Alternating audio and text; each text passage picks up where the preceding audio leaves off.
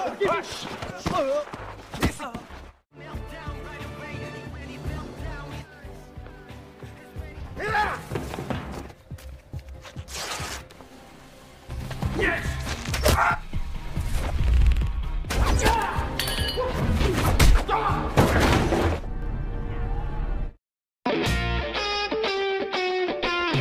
seluruh, film kali ini berjudul Fabricate City alias Kota Buatan. Rilis tahun 2017, diperankan oleh aktor Korea yang sangat ganteng banget, 11-12 sama saya pokoknya.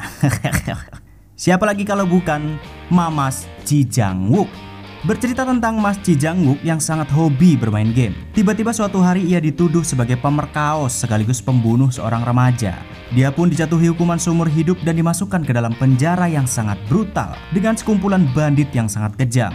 Karena tidak terima dituduh melakukan tindak kejahatan tersebut, Mas Ji Jang Wook berusaha bertahan hidup di dalam penjara dan kabur mencari pelaku yang telah menjebaknya. Film kali ini sudah dipastikan seru bingit, jadi mari langsung saja kita meluncur ke alur filmnya. Dan ini dia Fabricate City.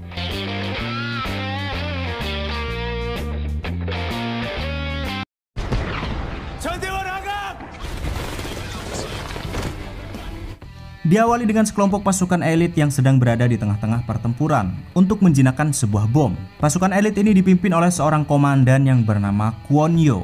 Dia adalah seorang komandan yang sangat hebat dan tidak pernah gagal dalam setiap misinya.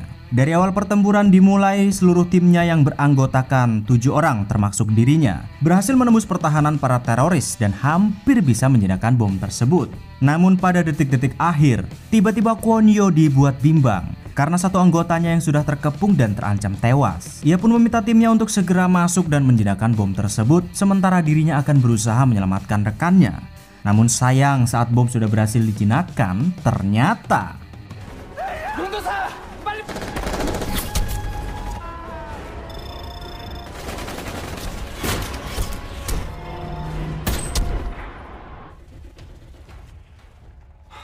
ya, rupa-rupanya peperangan itu hanyalah sebuah game.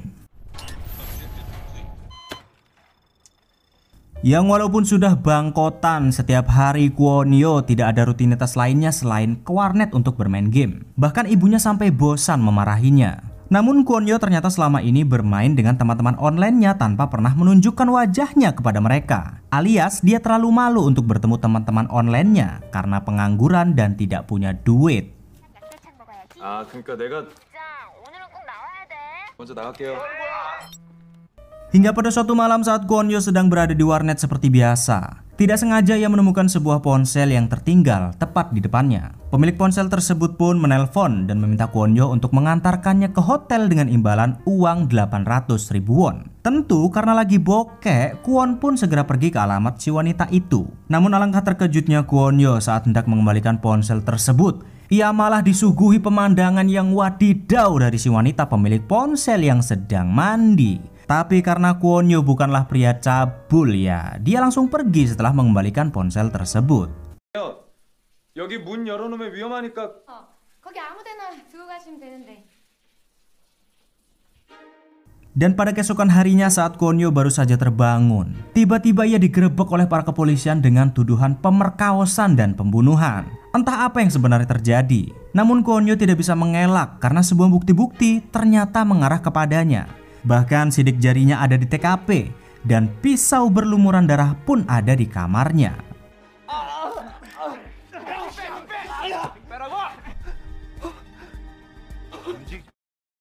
Hari itu berita tentang Kwon Yo yang seorang mantan atlet taekwondo membunuh seorang remaja pun tersiar dengan sangat hebohnya. Semua stasiun TV memberitakan tentang kejadian itu. Masih bingung tentang apa yang terjadi karena Kwon Yo tidak merasa pernah memperkaos dan membunuh seseorang. Nyatanya memang bukti dari sidik jari, DNA dan semua itu mengarah kepadanya. Bahkan di TKP, para kepolisian menemukan bukti air kental-kental alias sperma Kwon Yo yang setelah memperkaos si gadis remaja. 용의자와 일치하는지 여부를 국과수. 네 정액이 나왔다는 소견서다. Karena bukti-bukti yang akurat tersebut, Kwon Yo pun tidak bisa melakukan pembelaan. Bahkan saat ibunya meminta seorang pengacara kondang untuk membelanya, ternyata sang pengacara yang bernama Min Chun tidak bisa berbuat apa-apa dan meminta ibunya untuk ikhlas hingga pada akhirnya Kwon Yo pun dijatuhi hukuman penjara seumur hidup atas kejahatan yang tidak pernah ia perbuat.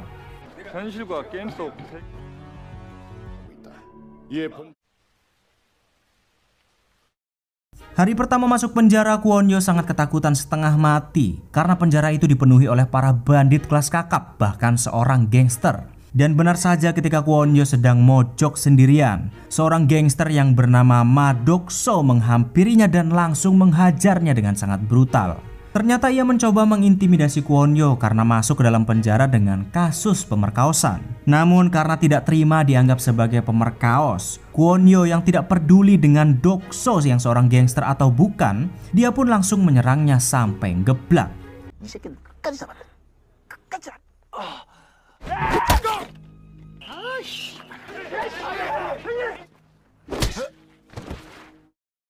Pada hari-hari berikutnya, Kwon Yo masih terus saja dihajar habis-habisan oleh kelompok Dok-so sampai benar-benar babak belur. Tidak ada tempat untuk dirinya bisa lari. Hingga pada suatu ketika karena kasihan melihat Kwon Yo yang dihajar habis-habisan, seorang atuk menghampirinya dan memberikan sebuah wejangan. Atuk ini adalah tahanan yang paling ditakuti di penjara itu. Bahkan seorang Dok-so juga takut kepadanya. Rupa-rupanya dia ditakuti karena ia adalah seorang psikopat yang sangat hobi membunuh. Bahkan semua korbannya akan langsung dia makan. Ya, dia adalah Sumanto versi Korea.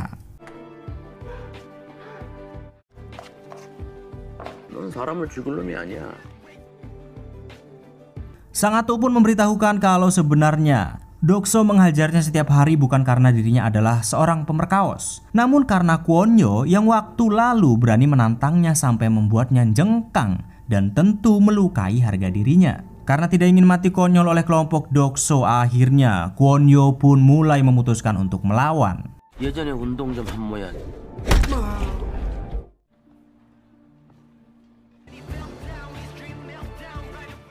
Keesokan hari, ibunya ternyata berkunjung ke penjara untuk melihat keadaan putra tercintanya. Tentu melihat keadaan putranya yang babak belur, ia sangat khawatir. Ibunya yang saat itu bersama sang pengacara datang ke sana ternyata untuk menyampaikan bahwasannya mereka telah menemukan seseorang yang katanya punya bukti-bukti rekaman CCTV kalau Kwon Yo tidak bersalah dan hanya dijebak oleh seseorang. Oleh sebab itu ibunya pun meminta Kwon Yo untuk bertahan sebentar lagi di dalam penjara, sementara mereka akan mengajukan banding agar ia bisa segera dibebaskan.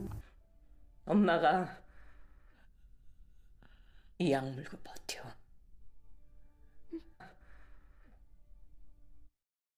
Dan setelah kedatangan ibunya, Kwon Yo pun akhirnya mempunyai alasan kuat untuk tetap bertahan hidup. Saat selesai makan, ia mencoba memprovokasi Dok-so dengan tatapannya agar bisa memulai rencananya.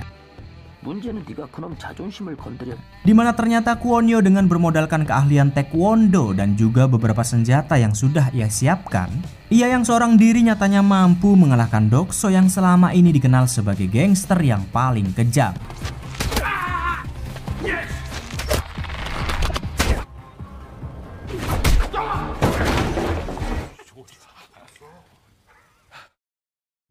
Begitu pertarungan usai, sang pengacara ternyata datang kembali untuk membawa kabar duka. Saat itu Kwon Yo sangat senang sekali ingin memberitahukan ibunya kalau dia berhasil bertahan hidup di penjara tersebut.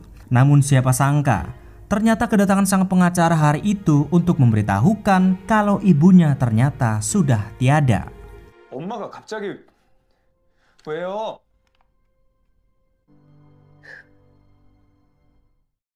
Setelah kepergian ibunya, tentu Kwon Yo pun jadi sangat lesu. Setiap hari ia hanya bisa meratapi kepergian ibunya. Dan di saat itulah, ternyata kelompok Dok-so yang masih tidak terima dikalahkan mencoba mengambil kesempatan tersebut untuk menyerangnya saat sedang lengah. Namun siapa sangka, ternyata Kwon Yo sendiri juga sudah siap menerima serangan itu dengan sebilah pisau di tangannya.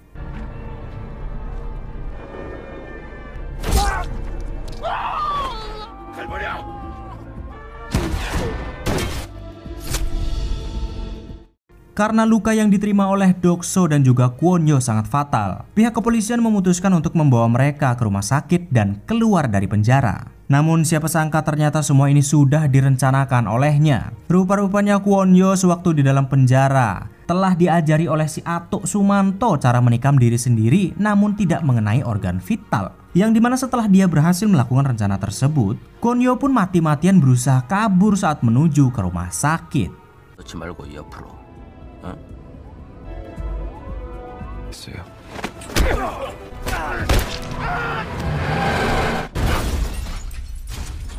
사고 신고가 접수되어 출동했으나 Setelah berhasil kabur, Kwon-yo yang sangat kesulitan untuk bersembunyi dari kejaran kepolisian. Tidak sengaja di tengah jalan ia menemukan sepasang turis yang mobilnya sedang rusak. Kwon-yo mencoba membantu mereka dan berhasil mendapatkan tumpangan. Sampai di tengah jalan ternyata para polisi melakukan patroli untuk memburunya. Namun sang turis yang mengetahui kalau Kwon adalah buronan nyatanya tetap melindunginya dan berhasil lolos dari pemeriksaan. Dan pada akhirnya demi rasa terima kasih mereka karena tidak telat sampai di bandara, sepasang turis ini pun memberikan mobil bobroknya kepada Kwon-yo. Thank you.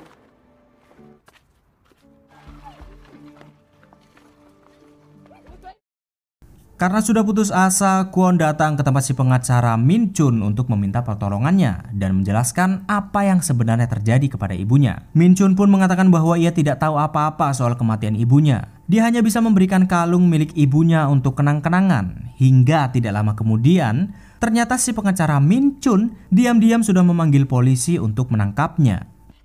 어머님 유품이야. 없는데요? Masih bingung dengan apa yang sebenarnya terjadi, Kwon-yo pun pergi ke warnet untuk melihat berita kenapa dirinya dituduh membunuh dan memperkaos seorang remaja. Setelah dilihat ternyata korban remaja yang diberitakan itu adalah wanita yang waktu lalu meminta tolong kepada Kwon-yo untuk mengantarkan ponselnya sewaktu tertinggal di warnet. Namun entah bagaimana ceritanya, di dalam rekaman CCTV tersebut memang Kwon-yo sekilas terbukti kalau dialah yang telah membunuh remaja tersebut. Hingga tidak berapa lama kemudian tiba-tiba ada seorang pria yang mencoba menghubunginya dan mengatakan dia bisa membantu Kwon-yo dengan bukti-bukti yang dimiliki. Entah pria misterius itu siapa, namun karena Kwon-yo mencoba mempercayainya, ia pun datang menemuinya. Namun siapa sangka, ternyata orang yang menelponnya tadi bukanlah seorang pria, namun seorang gadis remaja. 그걸로 음성 변조했어.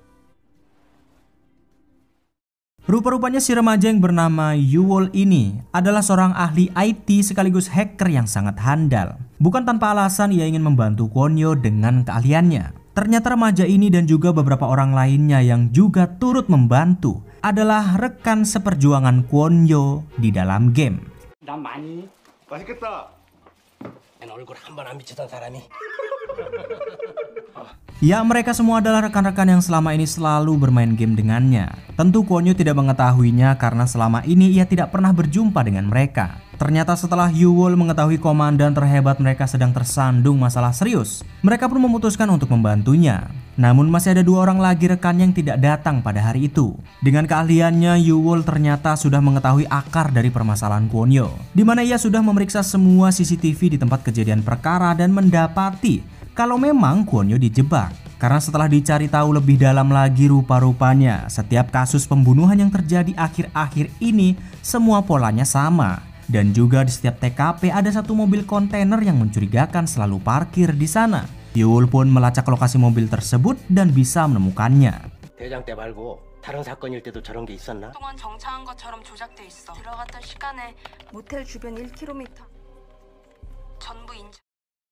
Setelah menemukan lokasi mobil itu, Kwon-yo dan rekannya si Gembul mencoba mengendap-endap dan mencari tahu siapakah dalang dibalik semua kejahatan ini. Dengan mobil bobroknya, Kwon-yo mencoba mengintili orang-orang tersebut sampai ke sebuah rumah yang sangat mewah. Di sana ia melihat kalau orang-orang tersebut membawa sebuah peti yang sangat mencurigakan. Dan yang lebih mengejutkannya lagi, akhirnya Kwon-yo mengetahui kalau memang mereka adalah orang-orang di balik semua kejahatan yang terjadi di Korea. Mereka seperti sebuah organisasi yang memang menyediakan jasa untuk memanipulasi sebuah kasus pembunuhan. Namun pengejaran Kwon-yo pun terhenti karena mereka tidak bisa masuk ke dalam sebuah gedung saat orang-orang itu membawa peti masuk ke sana.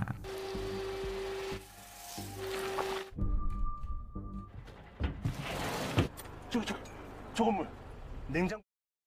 Untuk mengatasi masalah tersebut, si Atuk dan si Yong masuk ke dalam gedung menyamar sebagai petugas perbaikan server, di mana dari kejauhan Yowol berusaha menghack seluruh server keamanan di gedung tersebut agar Kwon Yo bisa masuk. Dan setelah berhasil masuk, mereka pun bisa menemukan bukti kalau ternyata kotak misterius itu yang dibawa oleh orang-orang tadi berisikan jasad seorang pria. 아는 사람이야? 만약에 남자친구 드라마 주인공이었잖아. 왜 저기 안에서 죽어있냐? Namun tidak berapa lama kemudian tiba-tiba ada beberapa orang yang masuk ke dalam ruangan itu untuk men-setting sebuah pembunuhan. Rupa-rupanya beginilah cara mereka menjebak Kwon Yo waktu lalu. Mereka benar-benar membuat seolah-olah pembunuhan itu benar dilakukan oleh orang lain. Dari meletakkan bukti tambahan seperti foto orang yang akan dijadikan kambing hitam, alur cerita yang sudah dibuat sedemikian rupa, sampai-sampai mereka bisa memalsukan sidik jari target agar benar-benar tampak nyata untuk mengelabuhi pihak kepolisian. Dan yang lebih mengejutkannya lagi, ternyata orang atau dalang dibalik semua perbuatan tersebut adalah si pengacara Min Chun.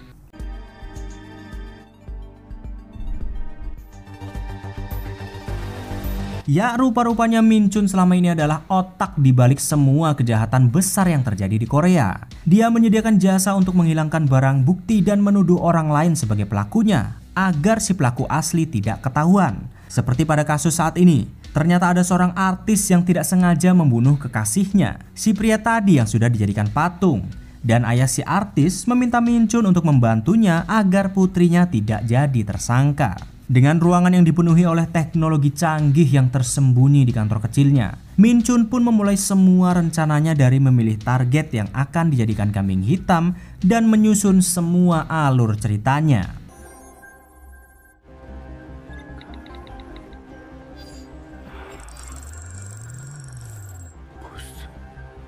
하나 꺼내와야 되겠는데요.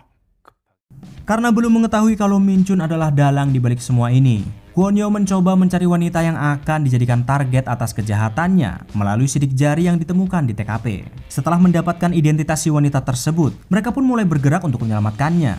Dengan berhasil menyadap ponsel si wanita target, setiap hari Kwon Yo selalu terjaga untuk mencari pelakunya.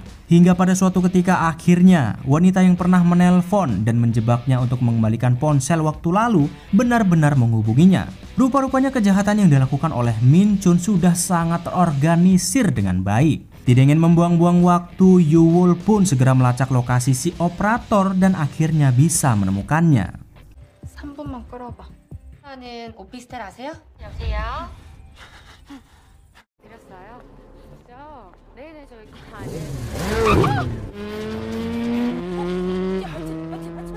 Namun karena gagal menangkap si wanita operator, Kwon Yo malah harus terkena masalah dan dikejar-kejar oleh pihak kepolisian. Dengan mobil bobroknya, Kwon Yo berusaha kabur sejauh mungkin. Namun apa mau dikata, mobil bobrok itu sudah sampai batasnya dan Kwon Yo pun harus terkepung. Tapi seketika entah dari mana tiba-tiba ada sebuah mobil kontainer melaju dengan kecepatan tinggi dan menabrak kerumunan polisi. Yang ternyata semua itu adalah ulah Ma Dokso yang masih memburu Kwon Yo. Rupa-rupanya Ma Dokso bisa lebih cepat bebas dari penjara karena mendapatkan bantuan dari Min Chun. Min Chun sendiri membebaskannya agar mereka bisa segera membereskan Kwon Yo yang mengganggu pekerjaannya. Dengan senjata yang pernah digunakan oleh Kwon Yo untuk melukai mereka sewaktu di penjara, Dokso pun menyiksanya dengan perlahan. Namun tidak berapa lama kemudian saat Kwon Yo hampir saja tewas, tiba-tiba para kepolisian mengepung tempat itu. Rupa-rupanya Yowol berusaha menyelamatkan Kwon Yo mengelabui para kepolisian dengan telepon palsu dan berpura-pura sebagai wanita yang sedang disandra.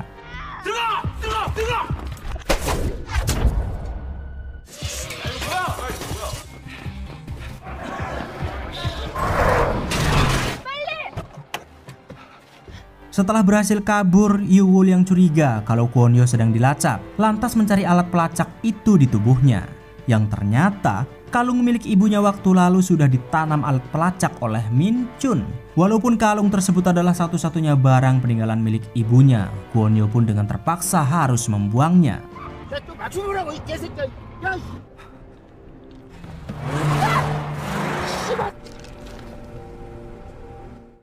Berkat alat pelacak di kalung milik ibunya, akhirnya Kwon Yo pun tahu kalau dalang dibalik semua kejahatan adalah si pengacara Min Chun. Mereka pun mencoba menyadap telepon sekretarisnya dengan sebuah drone untuk mencari tahu lebih jauh lagi. Karena masih tidak percaya Min Chun yang terlihat cupu bisa melakukan semua kejahatan hebat itu tanpa alat-alat canggih, mereka kembali menerbangkan drone untuk mendeteksi seluruh isi gedung tersebut. Dan benar saja, mereka menemukan sebuah brankas tersembunyi tempat selama ini Min Chun melakukan kejahatannya. 경찰에 신고하자. 경찰이 한통속이네. 그럴 수가 없어. 아 미치겠네. 뭘 숨겨놨냐? 나한테 생각이 있어요. Karena tidak bisa menembus server milik Min Chun yang tersembunyi di gedung, Kwon Yo mempunyai ide brilian untuk bisa mengacaukan semua rencana Min Chun. Kwon Yo dan timnya mulai mengacak-acak TKP tempat pembunuhan dengan menghapus sidik jari, barang bukti, sampai mengganti wajah target dengan wajah si Min Chun. 재밌네. 그 지문은 다 그냥 지워놓고. 지방 무인 모텔 같은데. Tidak sampai di situ, Kwon Yo juga diam-diam menukar si wanita target dengan si wanita pelaku yang asli yang telah membunuh si pria yang sudah dibekukan ini. Dan tentu saja, akhirnya kali ini semua alur cerita dan rencana yang telah dibuat oleh Min Chun hancur berantakan.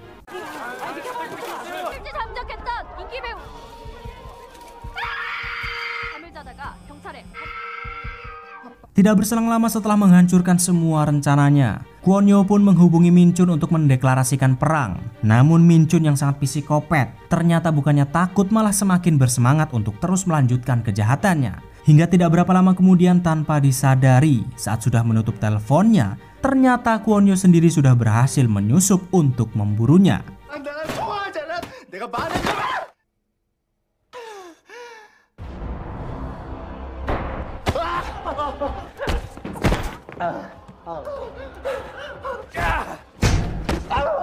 Setelah melampiaskan semua kemarahannya pada Min Chun, Kwon Yo segera mencari bukti-bukti rekaman saat dirinya dituduh menjadi pembunuh dan pemerkaos remaja. Begitu menemukannya, Kwon Yo mencoba mendownload semua bukti-bukti tersebut untuk membuktikan bahwa dirinya tidak bersalah. Namun saat proses download belum selesai, ternyata Min Chun sudah berhasil menemukan semua rekan-rekannya yang saat ini sedang bersembunyi. Karena nyawa seluruh rekannya saat ini terancam, Kwon Yo pun terpaksa pergi meninggalkan Min Chun dengan bukti-bukti yang belum berhasil ia dapatkan. Beruntungnya, saat Dokso hendak membunuh rekan-rekannya, Kwon Yo berhasil datang tepat waktu dan menyelamatkan mereka.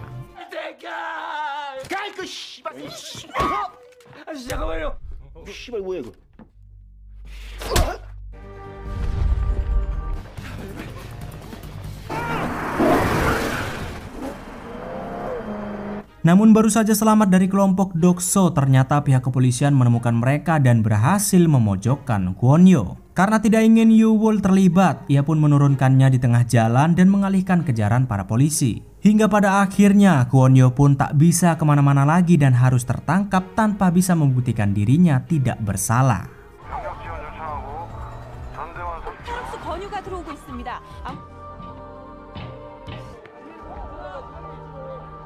Namun di saat-saat genting ketika mengira Min Chun sudah menang, ternyata dua orang rekannya lagi yang selama ini tidak hadir tiba-tiba muncul dengan sebuah mobil stasiun TV. Ternyata berkat Kwon meninggalkan flash disknya saat sedang mendownload bukti-bukti tadi, Yoo-wol berhasil mengirimkan data-data tersebut kepada dua rekannya lagi yang saat ini hendak membongkar semua kejahatan Min Chun. Dengan siaran langsung dan bukti-bukti yang sudah mereka dapatkan dan disaksikan oleh seluruh masyarakat Korea, akhirnya seluruh kejahatan Min Chun yang selama ini tidak terendus bisa terbongkar dan nama Kwon Yo bisa dibersihkan. 영화배우 노준영을 잔인하게 하지만 체포된 건 무직. 보면 볼수록 화나네. 수술하고 라이 아닙니까? 죽일 수도 있... 건드려?